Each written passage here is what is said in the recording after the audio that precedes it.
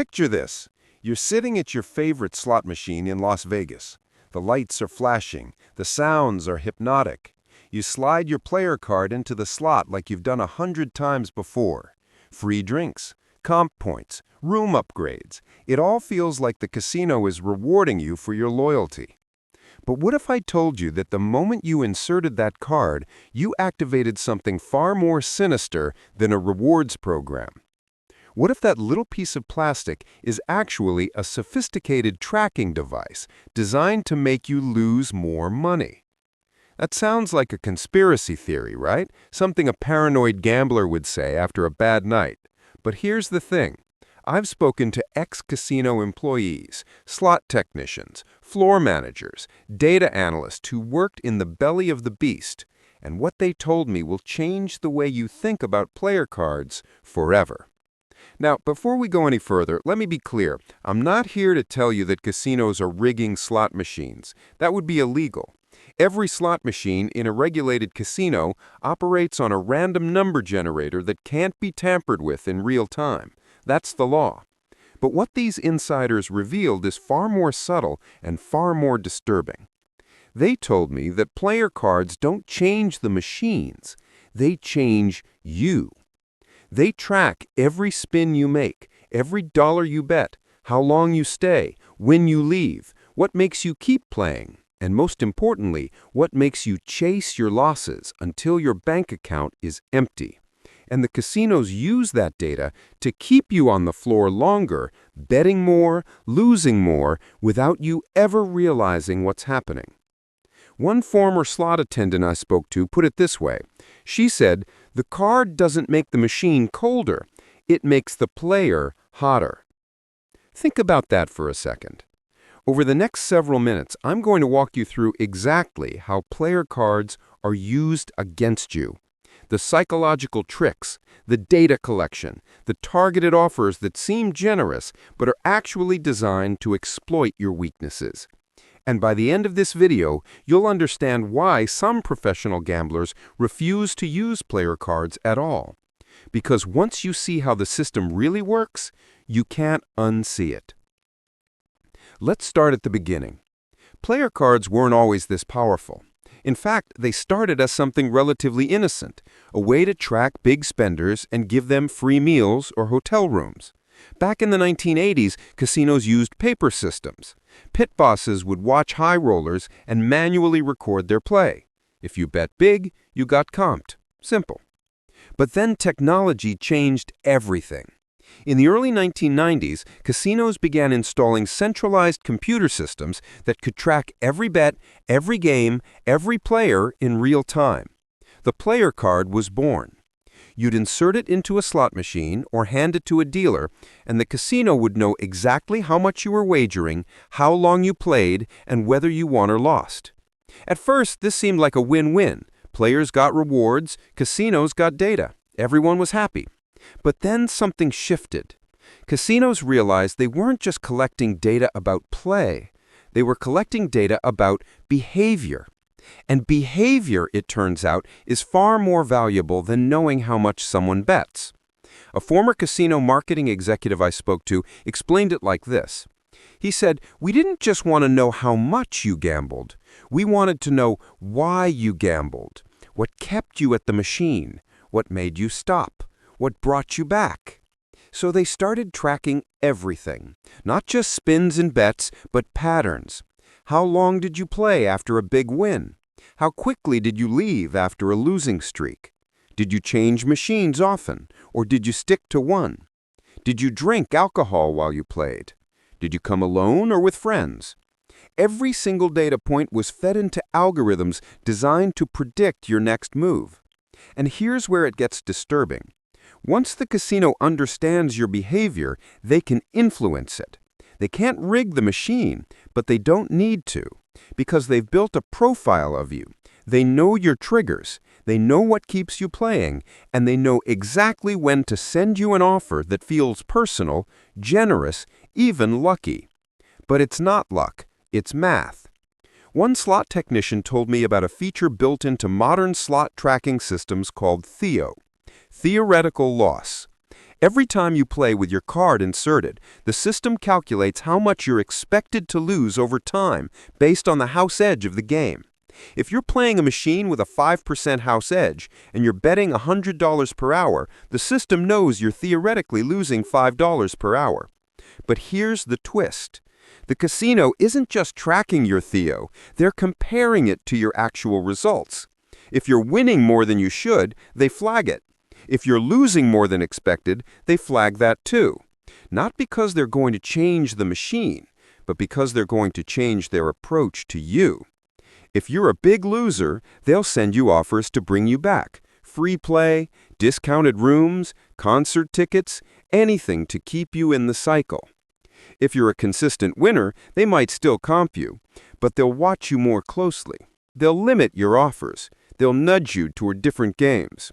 And you'll never know it's happening, because the entire system is invisible. You think you're just earning points, but you're feeding a machine that knows more about your gambling habits than you do. So when did this cross the line from marketing to manipulation? That's what we're going to explore next.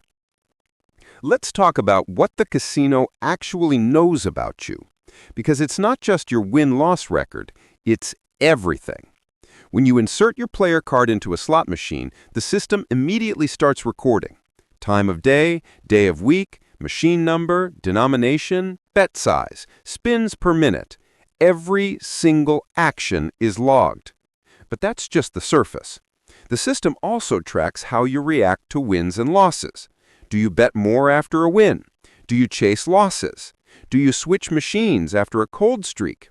Do you take breaks, or do you play straight through? One former data analyst I spoke to told me they tracked something called speed of play, how fast you hit the spin button, because speed of play correlates with emotional state. The faster you play, the more impulsive you are, and impulsive players lose more. They also track session length, how long you stay at a machine before leaving. If you leave quickly after a loss, they know you're risk-averse. If you stay and keep playing, they know you're a chaser, and chasers are the most profitable players in the casino. Here's where it gets even more invasive. Some casinos use facial recognition and surveillance cameras to enhance their player tracking data. They'll link your player card to your image, so even if you forget to insert your card, they can still track you. They'll watch your body language. Are you slumping in your seat? Are you checking your wallet? Are you looking around nervously? All of this feeds into your player profile, and the profile is shockingly detailed. One insider told me that high-level casino hosts have access to reports that include your estimated income, your credit score, your marital status, even your emotional vulnerabilities, not because they hacked your bank account, but because they inferred it from your behavior.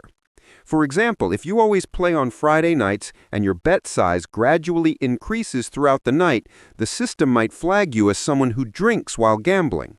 And if you drink while gambling, you're more likely to make impulsive decisions. So the casino knows to send you drink tickets and offers for Friday night entertainment, not as a kind gesture, but because it increases the likelihood you'll lose more. Another pattern they track is called the win-loss cycle.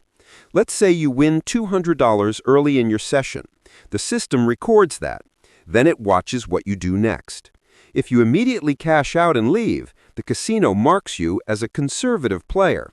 But if you keep playing and eventually give that $200 GAC plus more, they mark you as a reinvestor. And reinvestors are gold, because they don't see their winnings as money. They see it as more playtime. And the casino will do everything in their power to keep reinvestors playing as long as possible. One particularly disturbing technique involves something called pain point analysis. This is where the casino identifies exactly the moment you're about to quit. Maybe you've lost a certain amount. Maybe you've been playing for a certain length of time. Maybe your bet size has decreased, signaling you're running out of money. Right at that moment, the system can trigger an offer. A slot attendant might walk by and hand you a free play voucher, or a pop-up might appear on the machine screen offering you some bonus points. It feels random. It feels lucky, but it's not. It's timed to keep you in your seat right when you're about to leave.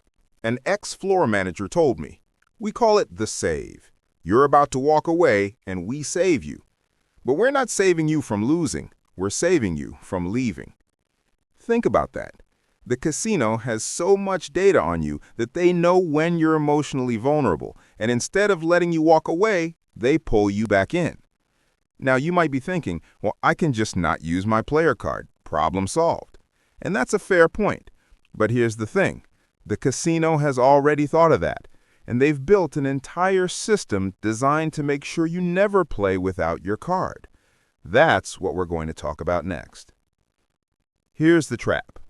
Casinos have convinced millions of players that using a player card is smart gambling, that you're getting something for free, that you're beating the system by earning comps. But you're not. You're paying for every single reward, and you're paying far more than it's worth. Let me explain. Let's say you play slots for 4 hours and lose $500. At the end of your session, the casino gives you $20 in free play and a voucher for a free buffet. You feel like you got something back, like the casino is taking care of you. But here's the math. That free play and buffet are worth maybe $30 total. You lost $500. The casino gave you $30 back. That's a 6% rebate, which sounds decent until you realize that the casino's edge on the game you were playing was probably 10% or higher, meaning they made $50 per 100 you wagered. Over 4 hours, if you were betting $20 per spin at 60 spins per hour, you wagered $4,800. The casino's theoretical win on that is $480. They gave you $30 back, and you felt grateful. That's the illusion. You're not getting a reward, you're getting a discount on your losses, and it's designed to make you forget how much you actually lost. One former casino host put it this way: "We don't give you comps because you're a good customer. We give you comps because we want you to be a better customer. And by better, I mean more profitable to us." But the rewards program does something even more insidious than just giving you a bad deal. It creates psychological commitment. When you have a player card, you feel invested in that casino. You've earned points. You've got a tier status. You're a gold member or a platinum member.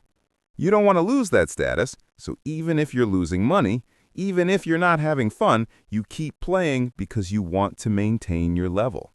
This is called the sunk cost fallacy, and casinos exploit it ruthlessly. They set up tier systems that require you to gamble a certain amount every month or every quarter to keep your status. If you don't, you get downgraded. So you feel pressured to keep playing, even when you shouldn't. One player I spoke to told me she spent over $3,000 in a single month just to maintain her platinum status at her local casino. She didn't enjoy it, she didn't win, but she couldn't stand the idea of losing her benefits, so she kept feeding money into the machines. That's not a rewards program, that's a hostage situation. And the casino knows exactly what they're doing. They've studied behavioral psychology. They understand concepts like loss aversion and variable rewards and commitment escalation.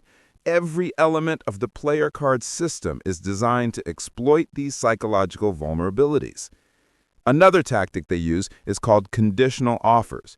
You'll get an email or a mailer that says something like, "Play $50 on your next visit and get $25 in free play."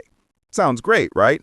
But the catch is, the free play can only be used on certain machines, and it usually has a playthrough requirement, meaning you can't just cash it out. You have to gamble it, and by the time you've gambled it, you've likely lost more than the value of the offer. But you use your card, so the casino collected more data on you, and the cycle continues. One insider told me about a technique called ladder offers. The casino sends you progressively better offers to see how much you'll spend. If you take the first offer and play $50, they'll send you a bigger one. Play $100 and get $75 free.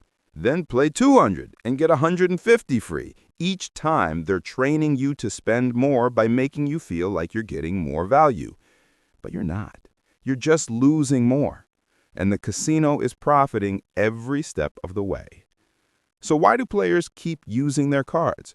Because the alternative feels like you're leaving money on the table. And that's exactly how the casino wants you to feel. That's what we need to unpack next. Let me tell you about Maria. Not a real name, but her story's real. Maria was a regular at a casino in Atlantic City. She'd been going there for years. She had a platinum player card. She knew the staff. She felt like she was part of the family. Every week, she'd get emails with personalized offers, free play, discounted rooms, invitations to special events. She thought the casino loved her. But what she didn't realize is that the casino had built a psychological profile on her. They knew she was a chaser. They knew she rarely left after a win. They knew she'd play until her money was gone. So they fed her offers designed to bring her in on her most vulnerable days. One ex-host who worked at that casino told me they had a system that tracked players who were due for a visit. If you hadn't been to the casino in 2 weeks, you'd get an aggressive offer, because the data showed that players who stayed away too long might break the habit. Maria received an offer for $200 in free play, but only if she came in that weekend. She wasn't planning to go, but the offer was too good to pass up, so she drove 3 hours to the casino, played the free play, and then kept playing with her own money. By the end of the night, she'd lost $800. But here's the kicker. The casino sent her a thank you email the next day with another offer. "We missed you. Here's $50 in free play for your next visit." She went back the following weekend and lost another $600. Maria's story isn't unique. I've heard dozens like it. Players who feel like the casino is being generous, when in reality, the casino is using their own data against them. Another story comes from an ex-slot technician named David. He told me about a feature in some player tracking systems called win-hold alerts. This is where the system flags machines that are paying out more than expected, not because the machine is broken, but because the casino wants to monitor it. David said, "If a machine was hot and someone was winning big with their card in, we'd get an alert. Management would watch. They wouldn't do anything to the machine, but they'd send a host over to talk to the player, to keep them engaged, to make sure they kept playing, because they knew that most players give it all back." And he was right. In the years David worked on the floor, he saw countless players hit jackpots, celebrate, and then keep playing until they'd lost it all. And the casino hosts were trained to encourage that, to keep the drinks coming, to make the player feel special, to subtly suggest they stay a little longer. One particularly disturbing story came from a former casino marketing director. She told me about a campaign they ran targeting players who had recently experienced big losses. The system flagged anyone who'd lost over $1,000 in a single session. Then within 48 hours, they'd receive an offer. The messaging was carefully crafted. It didn't say, "Sorry you lost." It said, "Your luck is about to change," or "We're giving you a second chance." The offers were generous, sometimes more generous than usual, because the data showed that players who just suffered a big loss were emotionally vulnerable and more likely to return if they felt the casino cared. But the casino didn't care. They just wanted them back at the machines. This director told me, "I felt sick doing it. We were targeting people at their lowest, people who probably shouldn't be gambling at all. But it worked, and my job was to make it work." She eventually quit. Another pattern ex-employees described is something called the loyalty trap. This is where the casino uses your player card data to identify your favorite machines. Then they adjust their floor layout to make sure those machines are placed in high-traffic areas or near amenities like bars and restaurants. The idea is to keep you near your favorite games so you're more likely to sit down and play, even if you weren't planning to. One former floor manager said, "We called them gravity wells, machines that pulled players in. And if your card showed you loved a particular game, we'd make sure you walked past it on your way to anywhere." These aren't glitches in the system. This is the system, and it's designed with one goal: to maximize the amount of time and money you spend on the casino floor. So what can you do about it? That's what we need to talk about next. Now that you know the system works, you have a choice. You can keep playing the same way, or you can take control. Let me be clear. I'm not telling you to never use a player card. If you're a casual gambler who visits a casino once or twice a year, using a card for comps might make sense. But you need to understand what you're trading. You're giving the casino data in exchange for rewards, and the value of those rewards is almost always less than the value of your data. So here's how to protect yourself. First, set strict limits before you play. Decide how much you're willing to lose and stick to it. No matter what offers pop up, no matter how close you think you are to a win, when you hit your limit, leave. The player card will try to keep you there, but you have to be stronger than the system. Second, understand that every comp you receive is designed to bring you back. That free hotel room? It's not free. You paid for it with your losses. That free meal? Same thing. The casino isn't being generous. They're investing in your future losses. Third, consider playing without a card for high-stakes sessions. If you're planning to gamble with a significant amount of money, the last thing you want is the casino tracking your behavior and using it against you. Yes, you'll miss out on comps, but you'll also avoid the psychological manipulation that comes with the player tracking system. Some professional gamblers refuse to use player cards at all. They know the comps aren't worth the data trail. They'd rather gamble anonymously and maintain full control over their decisions. Fourth, be aware of targeted offers. If you receive an offer that seems too good to be true, ask yourself why. Is the casino trying to bring you back after a big loss? Are they trying to get you to play during a slow period? Understanding the motive behind the offer helps you see it for what it is: marketing, not generosity. Fifth, track your own play. Keep a record of how much you're spending and how much you're winning or losing. Don't rely on the casino's numbers, because the casino's numbers are designed to make you feel better about your losses. If you track your own play, you'll see the reality. And reality is often sobering. Sixth, take breaks. Walk away from the machines regularly. Step outside. Clear your head. The player tracking system is designed to keep you in your seat. The longer you sit, the more you lose. Breaking the rhythm disrupts the system's hold on you. Seventh, if you're struggling with gambling addiction, remove yourself from player tracking programs entirely. Call the casino and ask to be removed from their mailing list. Some casinos even offer self-exclusion programs where you can ban yourself from the property. It sounds extreme, but if the player card system is feeding your addiction, cutting the connection is the healthiest choice. And finally, remember this: the house always wins. That's not a cliché, it's math. The games are designed with a built-in edge that guarantees the casino profits over time. The player card doesn't change that. It just makes the process more efficient for the casino and more painful for you. One ex-casino executive I spoke to put it this way: the player card is the most successful marketing tool in the history of gambling. It convinced millions of people to voluntarily track themselves so we could take more of their money. And they thank us for it. That's the truth. Cold, hard, and undeniable.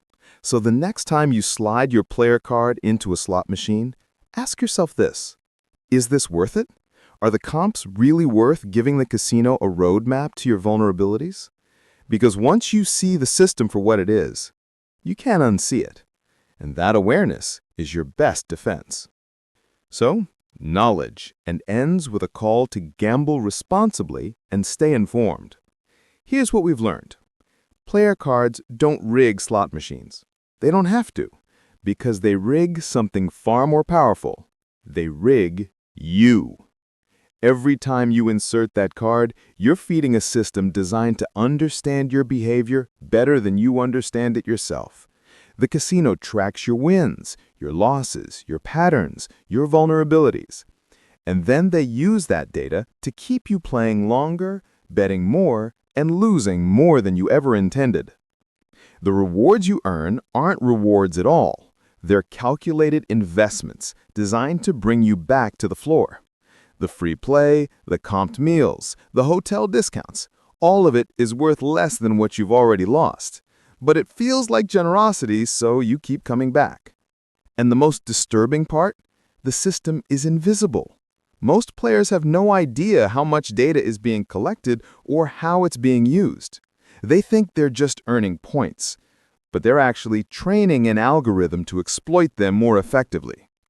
The ex-casino employees I spoke to were unanimous. The player card system is the most profitable innovation in modern gambling, not because it changes the games, but because it changes the players. So, what do you do with this information? That's up to you.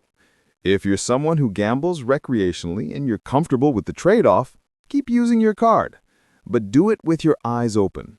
Understand that every comp comes with a cost, and that cost is usually higher than the value you're receiving. If you're someone who struggles to control your gambling, consider playing without a card. Or better yet, consider whether you should be gambling at all, because the player tracking system is designed to exploit exactly the kind of impulsive, emotional behavior that leads to problem gambling. And if you're someone who just enjoys the occasional trip to the casino, set limits. Stick to them.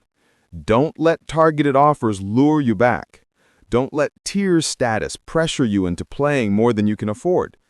The casino doesn't care about you. It cares about your money. And the player card is the tool they use to get as much of it as possible. I want to leave you with something one of the ex-casino employees told me. He said, "The saddest part of working in a casino was watching people who thought they were smart gamblers. People who studied the games, who knew the odds, who played with strategy. But they still used their player card, and that card gave us everything we needed to beat them." Knowledge is power, but only if you use it. The player card system isn't going away. It's too profitable. And as technology improves, it's only going to get more sophisticated. Facial recognition, biometric tracking, real-time behavioral analysis. The casinos are investing millions into understanding you better. But now you understand them better too. So the next time you walk into a casino, ask yourself, am I playing the game, or is the game playing me? Because once you know how the system works, you can't unsee it. And that awareness might just save you thousands of dollars. Stay informed. Gamble responsibly. And remember, the house always wins. But that doesn't mean you have to make it easy for them. Thanks for watching.